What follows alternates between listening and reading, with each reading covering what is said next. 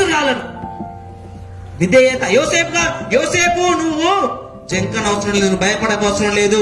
ఆ యొక్క మరియ తల్లి కన్యక దేవుని యొక్క కుమారుని కంటేది, నువ్వు ఆమెను స్వీకరించు, ఆమెను స్వీకరించడం నువ్వు భయపడవద్దు అన్నప్పుడు యోసేపు దేవదూత మాటకు తల వంచి విధేయించి మరియ తల్లిని తన భార్యగా స్వీకరిస్తాడు. విధేయత. యేసు ప్రభు దేవుని ఆజ్ఞ ప్రకారం నా చిత్తం చేసేందుకు రాలేదు. ఎవరి చిత్తం చేసేందుకు వచ్చా? దేవుని చిత్తం చేసేందుకు వచ్చాడు. హల్లెలూయా, హల్లెలూయా. విధేయత. ఎవరెవరు విధేయత చూపించింది?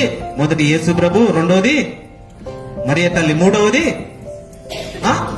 యోసేపు గారు. హల్లెలూయా, హల్లెలూయా. నాలుగవది గొర్రెలు కాపరులు. ఐదవది జ్ఞానులు. వీళ్ళందరూ విధేయత చెప్పారు. క్రిస్మస్ పండుగ అంటే ఇదే విధేయత. తనను తాను రిక్తినిగా చేసుకొని మానవ రూపం దాల్చి ఎంత దీనాతి దీనమో